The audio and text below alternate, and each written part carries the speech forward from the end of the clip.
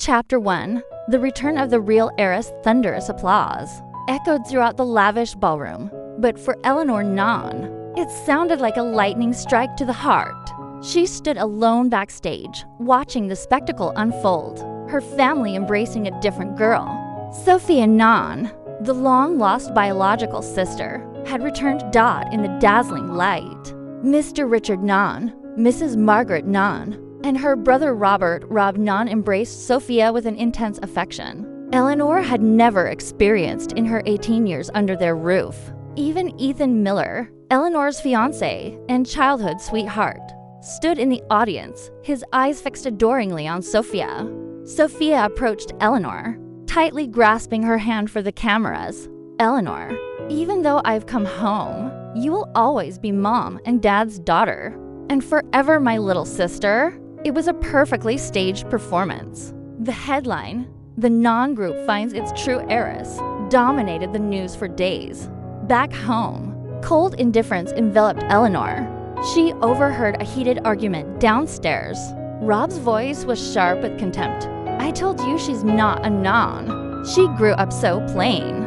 Now that Sophia is here, just send her away." Richard's voice was hoarse. Getting rid of her is inevitable, but not right now. What will outsiders think of our family? That cold calculation pierced Eleanor's heart. But Rob's final words were the fatal blow. If she hears it, she should have the sense to leave on her own. Does she have no shame sticking around? That night, Eleanor quietly packed her bags. She messaged Ethan, who had ignored her for 3 days. This time, he replied instantly, "Let's not contact each other anymore. I'm afraid Sophia might misunderstand." Eleanor understood. She was merely a cuckoo occupying a nest. And Ethan only loved the title young mistress of the Nahn family that came with her. Her tears fell. The last time she would cry for someone so undeserving. As Eleanor carried her backpack downstairs, the entire Nahn family was there. No one said a word, except Sophia. "Eleanor, it's 10 o'clock at night. Where are you planning to go?" Stepping out the door, she heard Rob roar from behind. "Let her go wherever. It would be best if that cuckoo died out there." Then came Margaret's sigh. It's truly in pure blood. Lower class people always remain lower class. The sky opened up, pouring rain. Eleanor, lonely and frozen, sank down by the roadside, letting the rainwater mix with her tears. Chapter 2. The brother in the storm amidst the downpour. A teasing voice sounded above her. Well, look who we have here. My sweet little sister." A black umbrella shielded her from the rain. Eleanor looked up. Illuminated by the streetlight was a man in a sharp suit. Strikingly handsome, Alexander Alex Calloway, the crown prince of the elite social circles. He grabbed her hand, pulling her into a luxury car. Kicked out by the Nahn family. "So you're sitting here crying?" Hearing the Nahn family, Eleanor burst into tears again. Alex hugged her close, ignoring her soaked clothes. "Don't cry anymore. From now on, your big brother will protect you." Eleanor was taken to the Calloway estate, an infinitely more luxurious place than the Nahn's villa. Alex confidently claimed her as his long-lost sister, the one he had offered a $500 million reward to find. Despite her new brother's overwhelming affection, Eleanor insisted on a DNA test. At that moment, Alex's phone rang. It was Richard Nahn, desperately trying to flatter Alex about a major business project. Alex's response was ice cold. "Ah, Mr. Nahn, let's talk about the fake and real heiresses in your family first. She's asleep. After all, you raised her for so many years, so we can't just cut ties." Then he hung up abruptly. No need for the project. Don't bother me. Eleanor's disappointment in her former family deepened. But the worst was yet to come. She received a text from Rob. He demanded she return tomorrow to serve the crown prince, Alex Calloway, for one night, as repayment for the years of raising her. A wave of hatred and fury surged within her.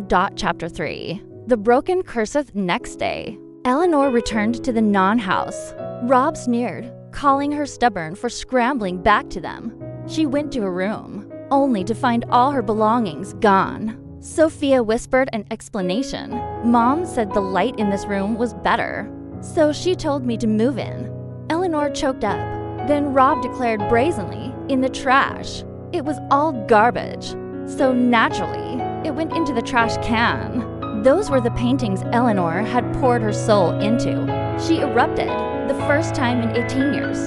Then you should go into the trash too. I said you are garbage. Rob was enraged, raising his hand to strike her. She stared him down, stubbornly holding her head high. Then, Eleanor decided to walk out that door forever. Rob blocked her, roaring, "You have to go and entertain Alex Calloway tonight. If you want to repay us now and settle it once and for all." Eleanor looked straight into his eyes. She felt breathless. The immense disappointment weighed her down, but she managed to suppress it. What kind of people are you? What kind of people? After a struggle and a beating, Eleanor found herself tied to the bed in the designated room. Richard, Margaret, and Rob entered. They played their parts perfectly, the bad cop and the good cop, urging her to accept her fate. For the sake of the family's $100 million project, Eleanor, Richard pleaded, just consider it a small sacrifice for your uncle for one night. The boy is handsome. You won't lose anything. Eleanor looked at each of them, absolute despair.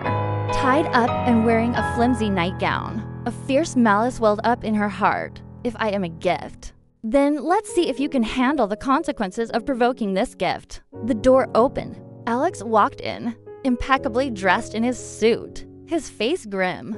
The Threenhans grinned obsequiously. "Mr. Alex, we've prepared a gift for you." Tears streaming down her face, Eleanor cried out, "Big brother." Alex's expression changed instantly. He swiftly picked her up, tearing away the restraints. He looked at the Threenhans, veins popping on his forehead, his voice filled with hatred. "What have you done to my sister?" The nuns froze. Richard stammered, "Mr. Alex, she's your sister?" Alex gave a cold laugh, his voice seething with rage. "The DNA test has been done. We will officially host a public family reunion party later." His emphasis on sister and public family reunion party utterly devastated the non-family. They had just tried to sell the biological daughter of Beijing's richest crown prince for a business deal. Chapter 4, Independence and the Truth Leaner. Now Eleanor Calloway was brought home. She was welcomed with overwhelming love by Mr. James Calloway and Mrs. Victoria Calloway. The DNA result was crystal clear. Her suspended heart finally found peace. Ethan Miller, her ex-fiancé, frantically tried to reach out. He came to see her, desperately explaining that his family had forced him, and his company's poor performance made him court Sophia. Eleanor scoffed. "Ethan, how much of that do you believe yourself? If I weren't a Calloway, would you be meeting me today?" She had Alex's bodyguards restrain him and personally took back the ring engraved with their initials. First love was reduced to ashes. She sent one final text, "Ethan, let's not contact each other anymore." A few months later, the Non group went completely bankrupt. Eleanor met Sophia Non, who was now working to support herself. Sophia smiled, but her eyes held deep bitterness. She revealed the cruel truth. "They welcomed me back only because I was prettier than you. They immediately rearranged a marriage for me with an older CEO, the chairman of the Wang Group, over 50 years old. It turned out that whether it was Eleanor or Sophia, both were merely tools for the Non-family to secure a business marriage. Sophia's return was just a step to prepare for a more bitter exchange. Sophia pleaded with Eleanor, "Don't help the Non-family. Let them face the consequences themselves." Eleanor realized her life didn't begin to crumble when Sophia returned. It had been precarious and manipulative from the start. 7 years later, Eleanor Calloway returned to the capital. She was no longer the naive girl of the past. She had become the company's top jewelry designer, independent and strong. She reunited with Alex, James, and Victoria in the warm atmosphere of the Calloway home. Alex had cooked a full spread, celebrating her return. He still spoiled her immensely, but constantly reminded her to be self-assured and independent. Alex raised his glass, chuckling. Guess what day it is? It's the anniversary of Sophia and Nan's family reunion 7 years ago. And it's the day I found you. Eleanor looked at Alex, who had appeared in the rain, shielded her with an umbrella, and taught her that she was worthy. She looked at the sandalwood beads she had ray-carved, now worn by Alex and her parents. For 7 years, they had kept them close. The life she had longed for in her youth had finally materialized. She no longer cared about the opinions of others, focusing solely on the voice deep within her heart. The end asterisk.